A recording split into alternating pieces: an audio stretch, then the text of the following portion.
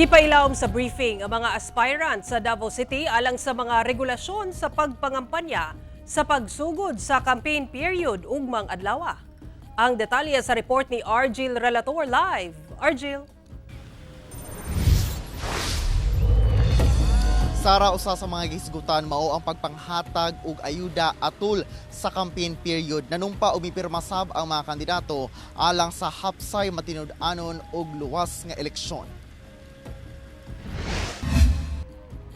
Magsugod na ugma March 28 ang kampanya alang sa mga aspirant sa lokal nga posisyon.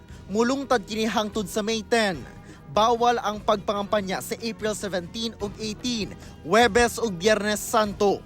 Kini ang unang gipahibalo sa COMELEC Davao sa mga aspirant sa mga lokal nga posisyon gikan congressman, mayor, vice mayor ug city councilors nga nitambong sa gipahigayong candidates briefing sa Almendras Gym sa Davao City. Lakip sa ipahibalo kanila ang ihap sa watcher sa matag presinto ug ang paggamit og election propaganda nga nahisubay sa balaod. Alang sa poster, dili mulapas og 2x3 feet ang gidakon nga gawma sa tela, papel, karton o bisan unsa nga recyclable materials. Ang streamers kay 3x8 feet ug tanggalon sulod sa 24 oras human sa rally.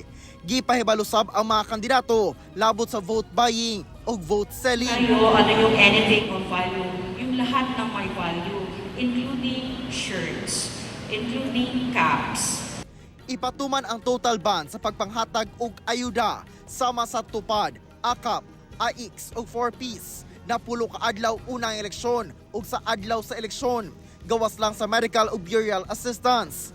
Ang paghatag og samang mga ayuda sa incumbent nga kandidato o dili ba kaha miyembro sa ilang pamilya hangtod sa second civil degree of affinity o consanguinity o dili ba kaha ilang supporters o empleyado panahon sa total ban kay makonsidera gihapon nga vote buying o vote selling.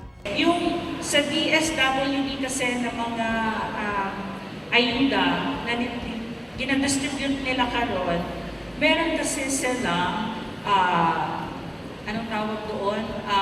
Exemption. Naka-apply kasi sila ng exemption from COMELEC and they were granted exemption.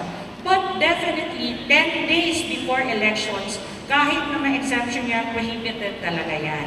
Ang mamatud-an nga naga-vote buying o selling, mag-atubang og kasong kriminal o administratibo. Nagpahigayon sab og candle lighting dungan sa paghalad og pag-ampo alang sa malinawon og hapsay nga eleksyon. Nanumpa sab ang mga mokandidato o gipirmahan ang ilang integrity pledge. Dungan sab silang nag-solidarity walk padulong sa Davao City Police Office. Sara, dugang paimangno sa COMELEC labi na ngadto sa mga taga-suporta nga ibutang lang ang kining mga posters sa mga designated common poster areas sa mga lugar. Sara. Okay, daghang salamat Argil Relator.